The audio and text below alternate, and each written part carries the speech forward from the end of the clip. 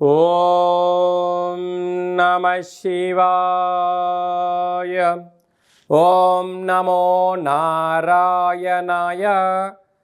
కర్మ నివారణ నరదృష్టి నివారణ కాళభైరవాయ నమో నమః. హరి ఓం. ఓం కాళకాలాయ విద్మహే కాళాతీతాయ ధీమహి తన్నో నరదృష్టి నివారణ కాళభైరవ ప్రచోదయాతు. హరి ఓం.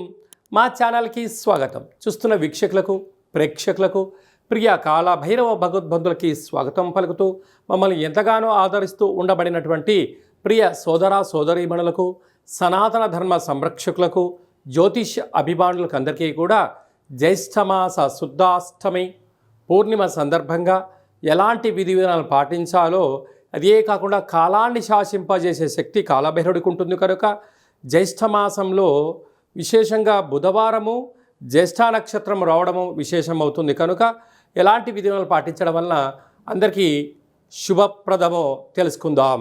1వ తారీఖు 6వ నెల 2025 నుంచి 15/6/2025 వరకు పుట్టినటువంటి వారందరికీ కూడా ముందస్తుగా జన్మదిన శుభాకాంక్షలు.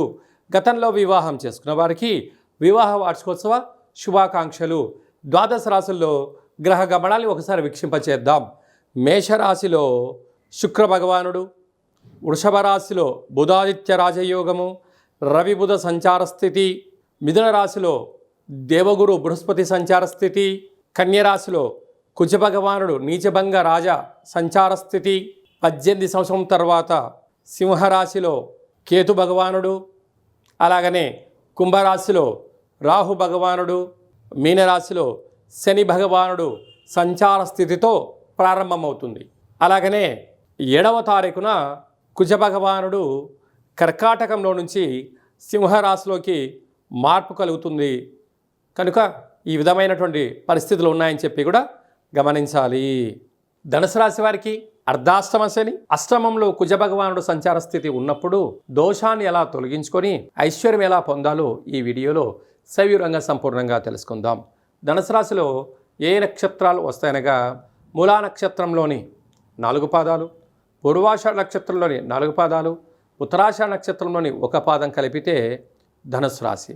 అలాగా రాశి నుంచి తృతీయంలో రాహు సంచార స్థితి ఉండడం వలన బంధువులు, మిత్రులు, స్నేహితులు, తల్లిదండ్రులు, అత్తామామలు, అలాగా పార్ట్నర్షిప్ వ్యవహార కార్యక్రమాలు, సహ ఉద్యోగస్తులు, తోటి ఉద్యోగస్తులు మిమ్మల్ని నిత్యము ఏదో విషయంలో మీ పైన కన్నేసి ఉంచారు అని చెప్పి గమనించాలి. మీరు మాట్లాడుతున్న ప్రతి మాట సీసీ కెమెరాలో రికార్డింగ్ అవుతుంది, ఫోన్లో రికార్డింగ్ చేసుకుంటున్నారు అనేటువంటిది బాగా గుర్తుపెట్టుకోగలరు. మీరు ఎక్కడ తప్పు చేస్తారా అక్కడ మిమ్మల్ని ఒత్తేయాలి అని చెప్పి ఎదురు చూస్తున్నారు కనుక దయచేసి ధనుసు రాశి జాతకులు చాలా తెలివైన వారు, హార్డ్ వర్కర్లు, ధర్మబద్ధులు, న్యాయంగా ఉంటారు, జ్ఞాన సంపన్నులు కనుక ఇలాంటి కాల సమయంలో ఎలాంటి స్థితికి శత్రువులకు మీరు ఛాన్స్ ఇవ్వకపోవడం ఉత్తమోత్తంగా భావించగలగాలి. అర్ధాష్టమ శని సంచార స్థితి మీ జన్మ నక్షత్రం రోజున, అలాగనే ఆదివారం రోజున, శనివారం రోజున, పూర్ణిమ తిథి యందున నదిలో దూకడాలు, మాటలతో అపహాస్యాలు, నిప్పుతో నీటితో చెలగాట మాడకపోవడం ఉత్తమోత్తంగా భావించగలగాలి. అలాగా విదేశాలకు వెళ్ళాలి, విదేశాల్లో ఉండబడిన వారు ఇంకా చాలా అప్రమత్తత అవసరం అని చెప్పి కూడా గుర్తుపెట్టుకోవాలి. పంచమ స్థానంలో శుక్ర భగవానుడు సంచారం చేయడం వల్ల వివాహ ప్రయత్నాలు కలిసి రావడం, శుభ కార్యక్రమాల్లో పాల్గొనడం, నూతన వస్త్రాలు, బంగారు ఆభరణాలు తల్లిదండ్రులకు బహుమతులుగా ఇవ్వడం, వివాహమైన దంపతులు ఆనందంగా ఉండడం, పుత్రిక సత్సంతానంతో ఆనందాలతో తులతూగే పరిస్థితి చాలా అధికంగా ఉంటుంది. అదే కాకుండా కూడా 6వ స్థానంలో బుధాదిత్య రాజయోగం ప్రభుత్వ ఉద్యోగస్తులతో, పై అధికారులతో, సహ ఉద్యోగస్తులతో, కింది స్థాయి ఉద్యోగస్తులతో గౌరవాన్ని ఇచ్చి పుచ్చుకోగలగాలి. లేకపోతే వీరే మీకు శత్రువులై మనశ్శాంతి లేకుండా చేసి రుణ సమస్యలను, రోగ సమస్యలను, నిద్రలేని రాత్రులు గడిపే పరిస్థితి చాలా అధికంగా ఉంటుందని చెప్పి కూడా గమనించాలి.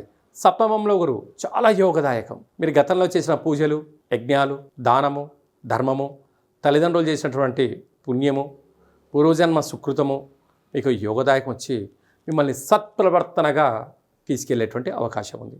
అష్టమంలో కుజుడు ఉండడం వలన చిన్న చిన్న విషయాలకు ఆందోళన, అనారోగ్యము, శత్రువులు పెరగడం కనపడుతుంటుంది కనుక తన కోపమే తన శత్రువు, తన శాంతమే తనకు రక్ష దయ చుట్టంబు గదరా సుమతి అన్నట్టుగా దయ పంచభూతాల యందు ప్రకృతి యందు అందరినీ క్షమ అనేటువంటిది మీరు అంటే ప్రతి ఒక్క వ్యక్తి తప్పు చేసినా క్షమింప చేయడం అనేది ఎప్పుడైతే నేర్చుకుంటారో వీటన్నిటికీ ఆటోమేటిక్గా దూరం అయిపోతాయని చెప్పి గమనించాలి. భాగ్యస్థానంలో కేతు, మీరు చాలా తెలివైన వారు. భూత భవిష్యత్ వర్తమానాన్ని తెలుసుకొని ప్రతి వ్యక్తితో మీరు ఎంతవరకు అవసరమో మీకు ఏది అవసరమో తెలుసుకొని ప్రయాణం చేయడంలో ధనుసు రాశి వారు విజయం చెందబోతున్నారు. కనుక ఇలాంటి కాల సమయంలో ఏకాగ్రత, ప్రశాంతమైన వాతావరణము, సకాలంలో తిండి, సకాలంలో నిద్రను మీరు ఏర్పాటు చేసుకోగలిగితే మీకన్నా అదృష్టవంతులు ఆరోగ్యవంతులు ఎవరు లేరు అని చెప్పి గమనించాలి.